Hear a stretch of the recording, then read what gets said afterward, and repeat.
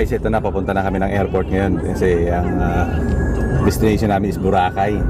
At ito, kasama ko yung nanay ko. Ititreat ko siya sa Boracay. Yung mga anak ko, si Nix, at saka yung ang bago kong may bahay. Ay, si Gab po. Asan si Gab? Ayun si Gab, si Gab. Medyo... ikaw, hindi ka muna kasali kasi hindi pa nakaharap sa yung camera. Okay. Kuya, pababain nga natin to. Ayaw tayo isa. Okay, say hi na. Ayan na. Hi. Okay. See you. Sit back and relax and enjoy the ride. So guys, we are departing now from Ninoy Aquino International Airport Terminal 3.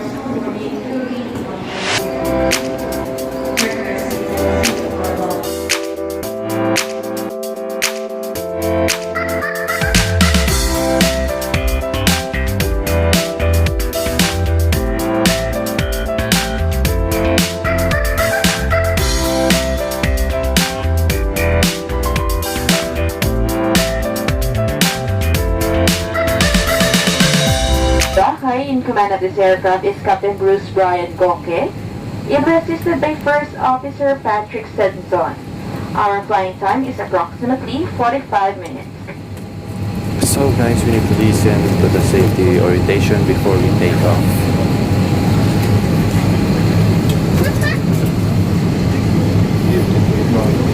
At this moment, please direct your attention to our cabin crew who will demonstrate the safety features of this aircraft.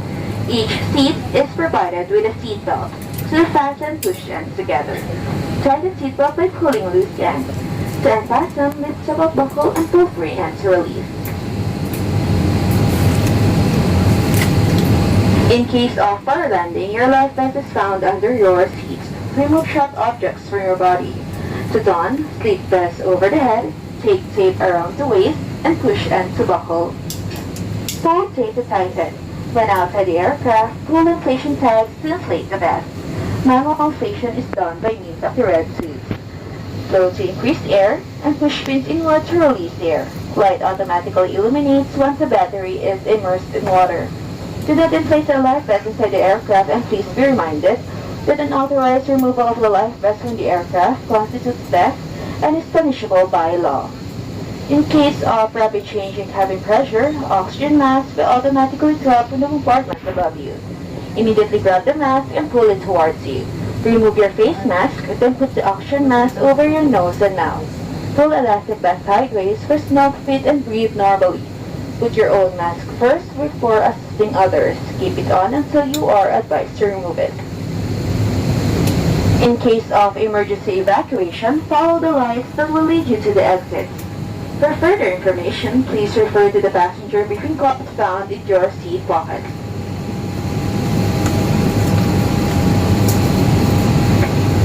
This aircraft is equipped with emergency exit signs found in the cabin. The location nearest exit may be behind you.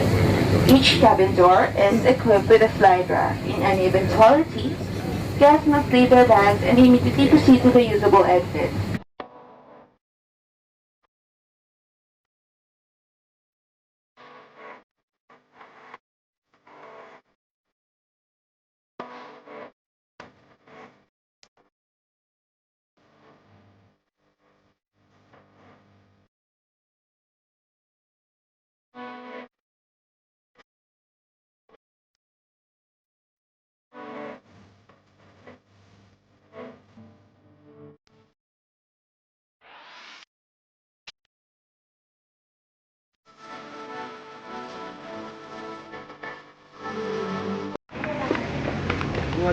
So guys, now we are boarding the ferry. So going to Boracay Island. Okay, so eto na. Malapit na sa katotohanan.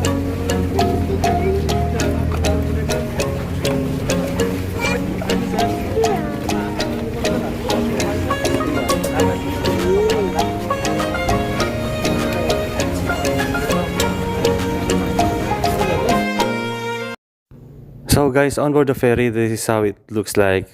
So the crew member taking the counts of the ticket from us, all right?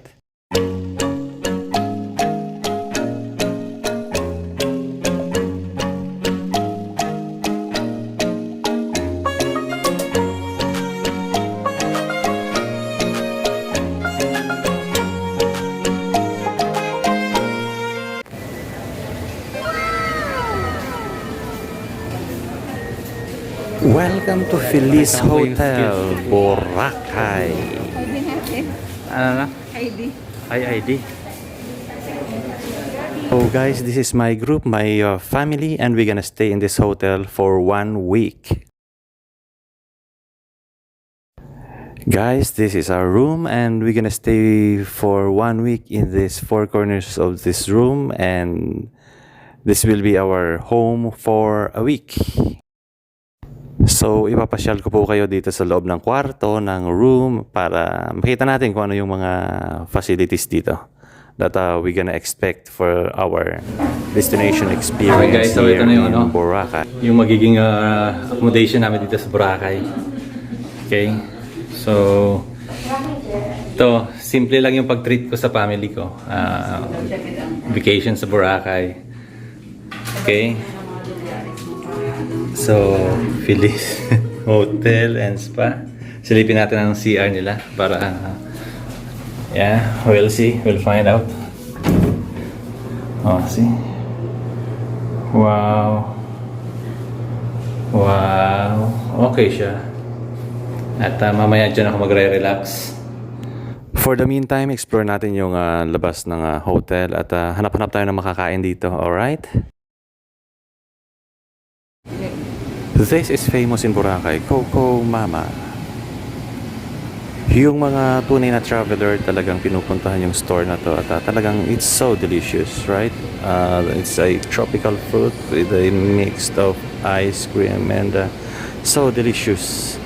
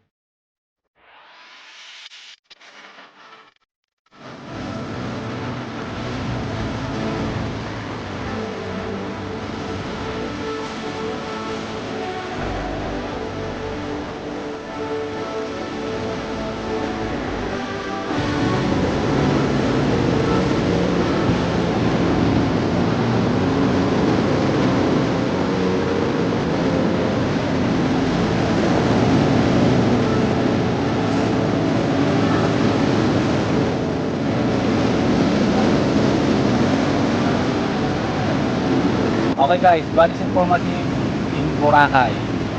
At saka nakikita po natin ngayon na bumabalik na yung turismo dito sa Boracay. Oo. Well organized na yung mga restaurants nila, hotels, and etc. At nakikita nyo naman nag-i-enjoy yung mga bakasyonista. Okay, so ngayon, andito yung family ko para mag-relax, chill up, and then we're gonna enjoy Boracay. Okay? This episode of Buddies Informative in Boracay is brought to you by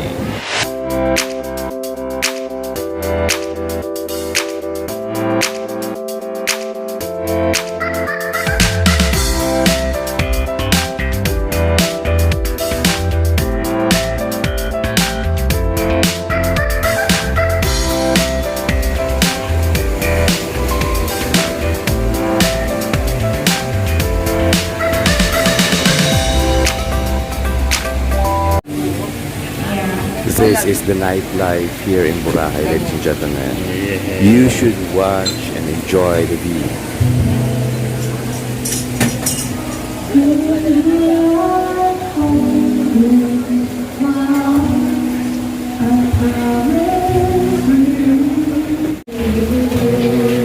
Can you imagine if this place is fully occupied, fully booked? Ang dami at ang saya dito.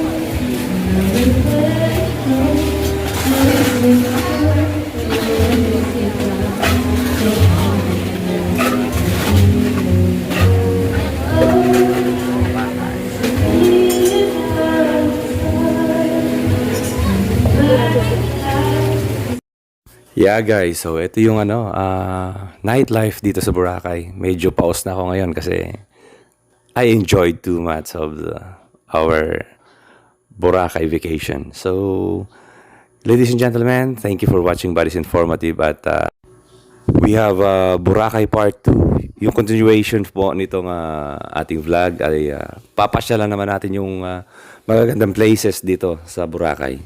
There's a lot more of excitement places dito sa Boracay na kinakailangan nating pasyalan at the next day or so, yun ang gagawin natin, ladies and gentlemen.